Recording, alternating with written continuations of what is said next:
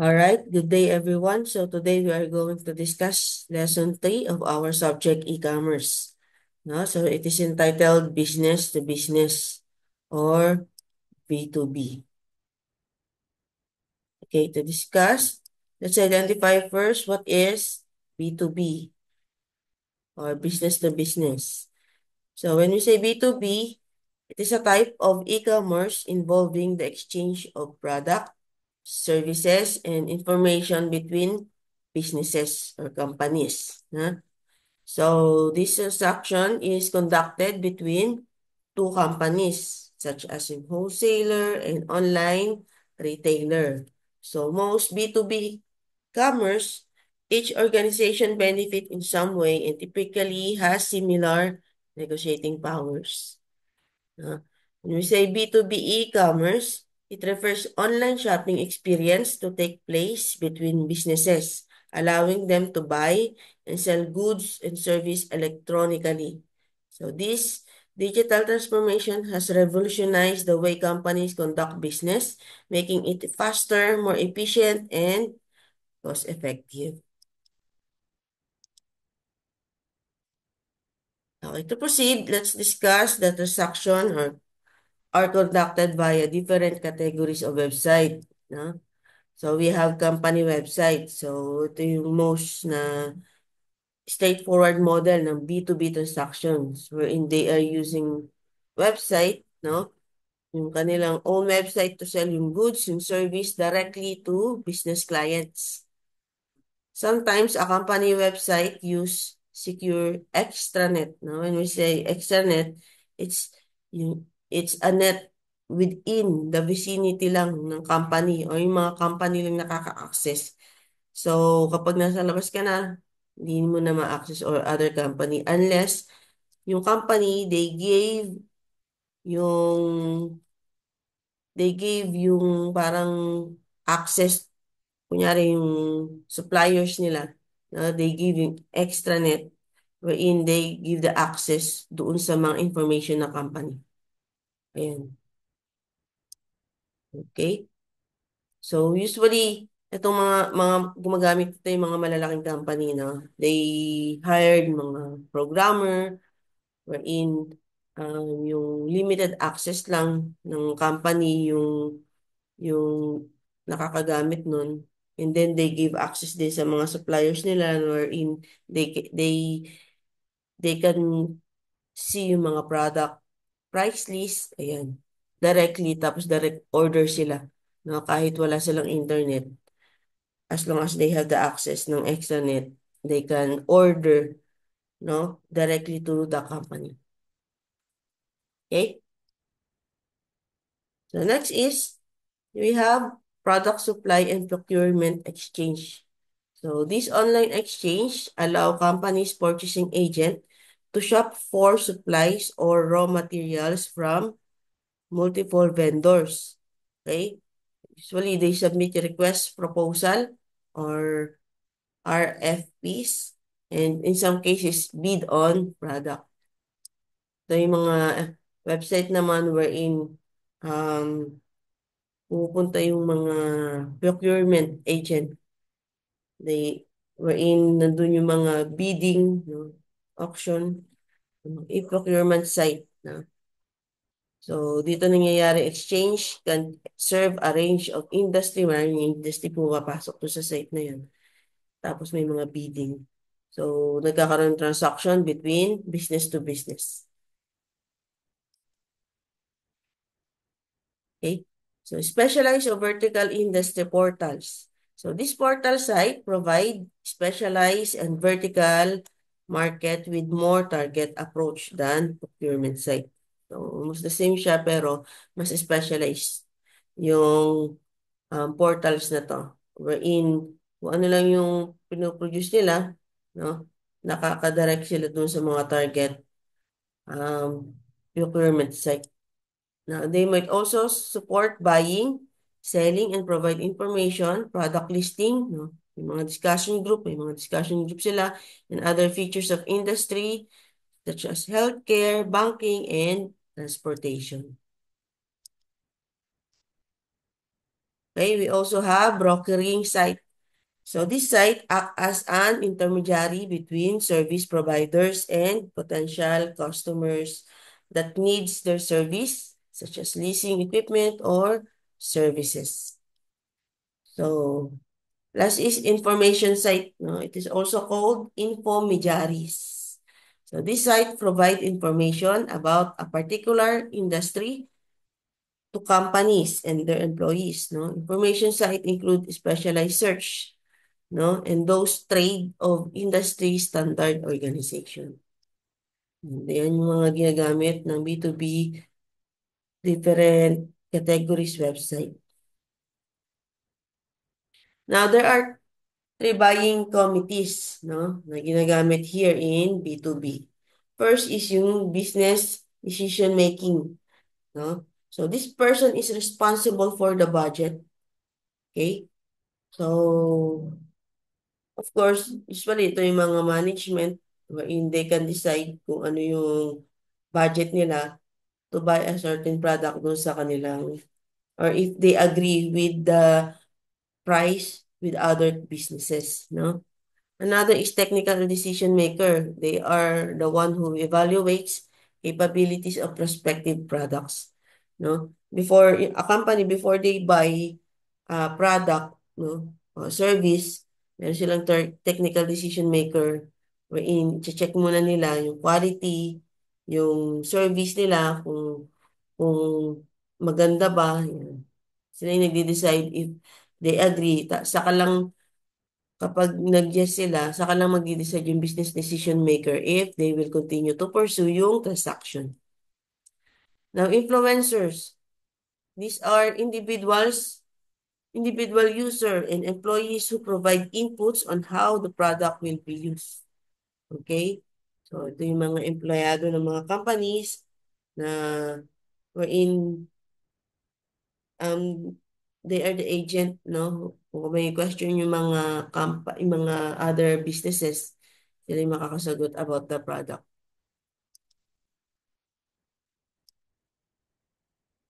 No. Let's discuss why is B2B important, no? Of course, in every business, they need to purchase yung product or service ng ibang businesses in order for them to operate and grow, no? So business or B2B commerce support these activities. A company use suppliers to procure product or service such as raw material, no? Na kailangan nila for production. Minsan, kailangan nila for office space, office furniture, computer hardware, or software. No? And through this, usually, mga food companies, nag-stock sila sa kanilang ng kitchen, no? Sign of display of their office building are also example of product service purchase from the post. So, ang importance nito is, um, yung a certain company cannot provide itself. That's why yung product na kailangan nila, that's why they need another companies to produce it for them. No? May importance ng B2B.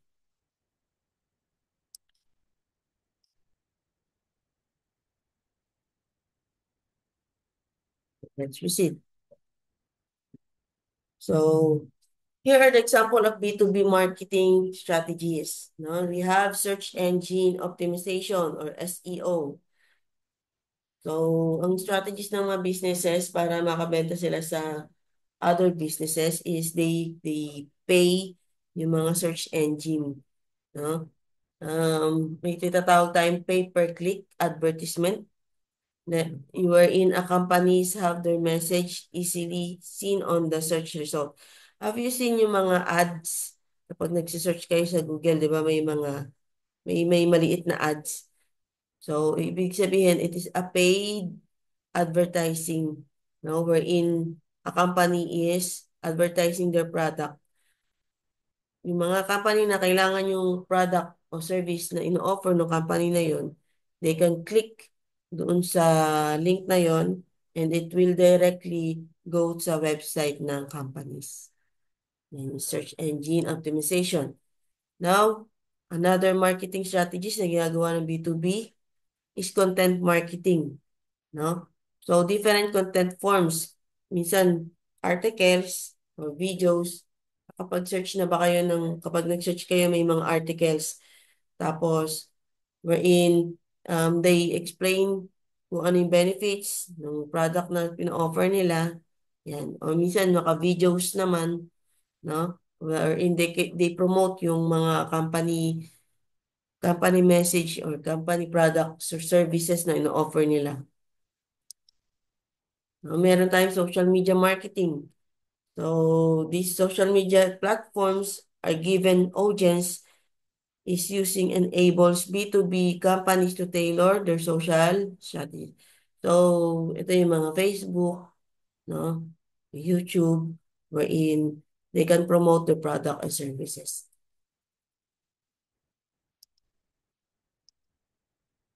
So, meron naman tayong web design. So, digital marketing agencies and in-house web design expert can create customized website for B2B organization. Usually, sa strategy ng mga company na to, of course, they create yung kanilang website na kasi malaking tulong to introduce their product and mapadali yung pag-transaction ng mga businesses sa kanila if they have inquiries or if they have any concerns, no? Doon sila nakakapag-transact sa website. Email marketing, no? So, yung iba, in order to sell their products, nag-email sila directly sa mga company na kailangan ng mga products nila, no? So, minsan, effective to kasi may mga companies na nag-open ng emails, tapos, if they need yung product or service, they avail. Okay? Influencer and word of mouth marketing. Okay? So, prominent figures or even everyday people can spread the message, no? So, a B2B company is ideal for a certain customer groups. So, minsan, kapag yung nag-usap-usap, magkaroon ng connection between companies, no? O, saan kayo nakabili ng ganitong, mga furnitures? Ayan. From word of mouth, dito kami bumili sa company na to. So, yung another company, bibili ng furnitures doon kasi meron silang nakitang product doon sa mga connecting nila, friends. No, meron tayong account-based marketing o ABM, no? Ito naman organization home in on a group of high-value customer account, an industry and tailor their services to the group needs, no? So we have CRM yung tinatawag na functionality and platforms such as yung Salesforce or conducive to ABM. So in some references, so we have type of B2B companies, no? So ito yung types of B2B companies nila. Producers. Of course, yung mga producers, they are the one who manufacture the product and sell it to other business, no? Retailers and resellers. Ito naman, they buy yung product o service na ginagawa ng mga other companies. At the same time, nire-resell nila yung product o service na yun sa other company, no? Usually ito, may mga physical store sila, no? Or meron silang online site, so on. Agencies and consultant, no? They provide advice, oversight, subcontracted work to businesses. So, kunyari, merong example dito yung advertising agency. Wherein, this agency provide a multi-million dollar advertising budget for a customer brand. Usually, digital marketing agency might design and build a website and mobile app for the same client. Ibig sabihin, yung service na pinoprovide nila sa other companies. No? So, ito mga BPOs. Yan. Now, in other references, meron silang another type of B2B. Ito naman yung product-based, service-based, saka software-based. Okay? So, let's discuss each. Product-based or B2B business. So, this business sells physical product that can be touched or held. No? Example, no? Yung company, they sell yung mga bakal na kakailanganin ng ibang company, mga steel, yung mga different alloy, no? Different shape. Ito usually yung hardware, no? Wherein they can pick up yung mga kakailanganin nila and get delivered, no? O usually, mga furniture supplier, kunyari yung business na provide ng furniture, kailangan nila ng mga steel, yan, na pinoproduce. So, nagpapakout sila doon sa company na provide yung steel na yun. And then, kapag nagkasundo sila, um, ipopursyon nila yung transaction. Ayan yung product base. Kapag service base naman, hindi yan yung tangible product, no? They provide yung mga service. Okay? Ang example niyan, BPO company or accounting company, no? Wherein they hire mga employees in BPO na yan, they are a business, they will hire employees that will serve yung accounting, yung mga minsan programmers, nag-hire sila yung mga BPO na yan. And then yung BPO na yun, makikipag-transact sa other business na they provide yung mga businesses nito, yung mga design, website design, o kaya accounting services. Tapos, they, kapag nag-agree sila sa mga large corporation, yun, nagkakaroon ng transaction between BPOs and yung mga corporation na yun.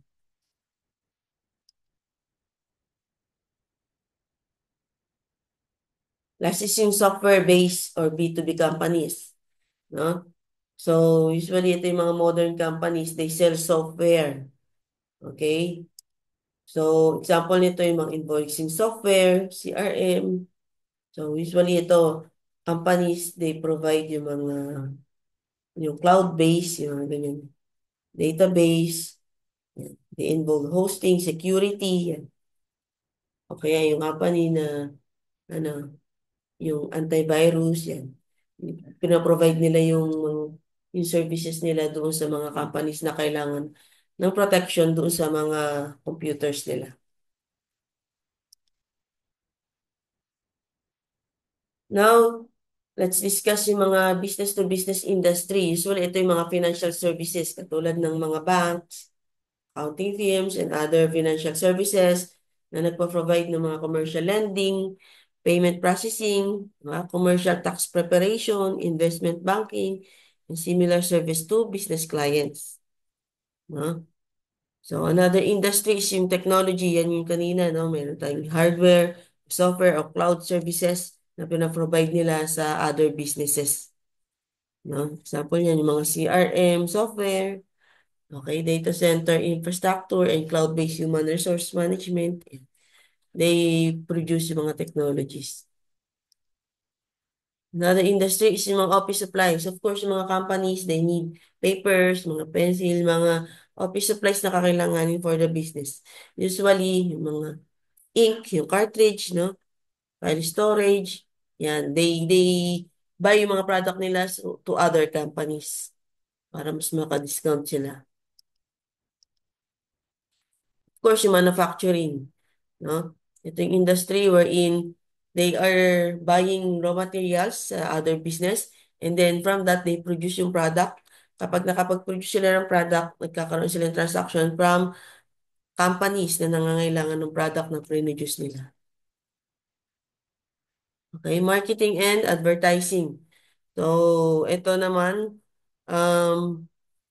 they serve business clients, no, in making B2B commerce a cornerstone for their business model.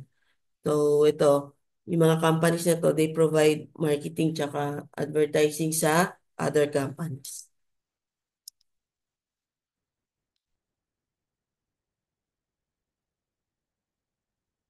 Okay, let's discuss yung benefits naman ng B2B. Of course, larger average ideal size. Okay? So, of course, yung transaction nito, mas maramihan ang order. Unlike yung mga B2C, no? Pa-retail lang sila. Pero ito maramihan kasi company to company ang transaction. So, greater customer loyalty. Of course, usually yung mga bumibili ng yung mga bumibili sa kanila, paulit-ulit silang bumibili kapag naubos yung supplies nila, no? Kasi nga, mas, mas malaki yung opportunity na maging loyal sila doon sa company. Okay? Another benefit is diverse market entry option. No? Company can target enterprise across many industries or geographies. No? Wherein they can specialize industries as technology, become leaders in the niche. So, ito, mas malaki yung ano nila, yung market entry nila compared sa mga B2C. No? Kasi they can provide large o mga bulk orders sa mga companies na nangailangan ng kanilang service at saka product. More predictable buying cycles. So business clients are typically more consistent in their purchasing habits than customers. No? For example, ito yung hospital na nangangailangan lagi ng supplies, yung mga catheters nila, gloves nila na ginagamit, yung syringe nila, no? So, mas paulit-ulit bumibili yung mga clients na compared sa B2C na wherein kung ano lang kailangan nila tapos um pagbibili sa ulit sa ibang reseller sila bumibili, unlike dito sa B2B meron silang mga contract. Another benefits of course yung fast delivery, no? Of course, yung mga B2B na nagpo-provide ng mga large scale or yung mga bulk orders, meron mga ano yan, no? Mga vehicle wherein they can transport yung product nila to the different companies. Kaya mas fast delivery sila. So, built-in order management. Usually, ang mga company nagpo-provide ng mga B2B, meron silang mga cloud-based e-commerce platform, no? Wherein yung pag-order nila mas ano na, accurate, no? They can order online or so this enable B2B seller to synchronize order inventory and customer data across every channel. Now, we already discussed yung benefits, meron ding challenges, no? So, of course, slower decision making. Okay, B2B customers really, if ever, make impulse buy. Okay? So, yung mga buyer nito, hindi sila yung nag-impulse buying, no? Purchase decision are more likely to become drawn out in many stakeholders.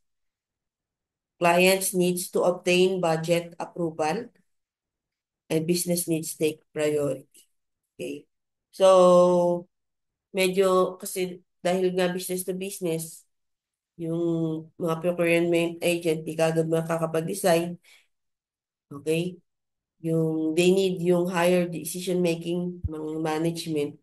So pag-uusap-usapan pa yan bago sila magde-decide na magpupursue ng transaction. Kaya medyo mabagal yung decision making. Okay? Pero pag nag-agree naman, nagkakaroon ng contract, tuloy-tuloy naman na yan. Okay? Another price challenge. Of course, companies are buying in bulk. That's why nagne-negotiate sila ng discounts. They ask for discounts. Medyo ibababa nila yung yung price nila, no? Medyo challenges yan para sa mga business na nagpo-provide ng service or products. E-commerce supply chain complication, no? So supply chain management in e-commerce is complicated when multiple partners are involved. Siya nagkakaroon ng miscommunication or disruption at any point sa supply chain and can slow down the process. So, this will be the last topic, no? Yung B2B e-commerce example. Of course, Amazon business. So, pwede din siya sa business to customers, pwede din siya sa business to business. Kasi minsan mga business mismo, doon umu-order ng mga kailangan nilang product o service ng mga products doon sa Amazon mismo. They directly search doon sa Amazon. Tapos, ayan.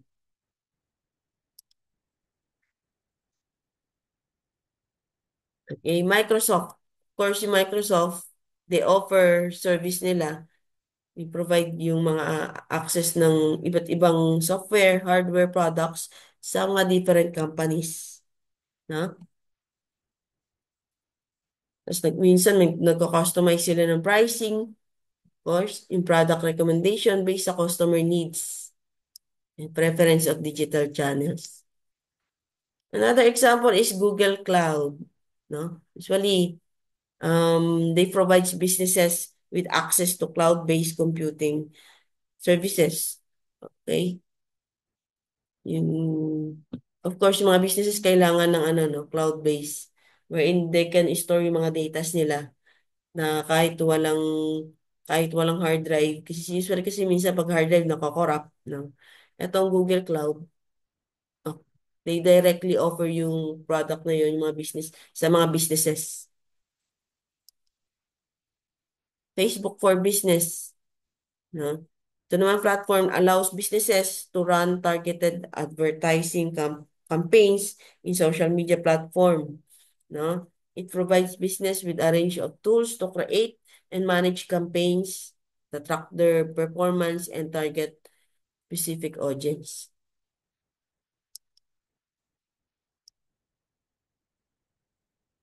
Oracle. They provide yung enterprise yung mga software or cloud services, no, na ino-offer nila sa other businesses. Okay? So ito, yung Oracle, kunyari, iba't ibang pinaprovide nila, no? Kunyari, nagpo-program sila, nakakailangan ng business. Based doon sa needs ng customers. Program nila yung mga system, yung mga software license, no? Yan yung pinaprovide nila sa other businesses. Salesforce, ito usually ginagamit ng mga HR, no? So, a cloud-based customer relationship wherein um, they provide yung businesses ng range of tools to manage their customer interaction. Okay? So, ito yung a system na pinaprovide nila doon sa mga HR, mga employees, no, na gagamitin para sa buong companies. So, yung Salesforce, nagpo-provide sila ng services sa other companies. GE, okay? Of course, we already know this. They produce yung mga appliances, no? Mga healthcare, energy, to other businesses. Ang kailangan ng kanilang mga products. And that will be all, no? And here are the reference ng ating topic for today. So, thank you for listening and see you next meeting.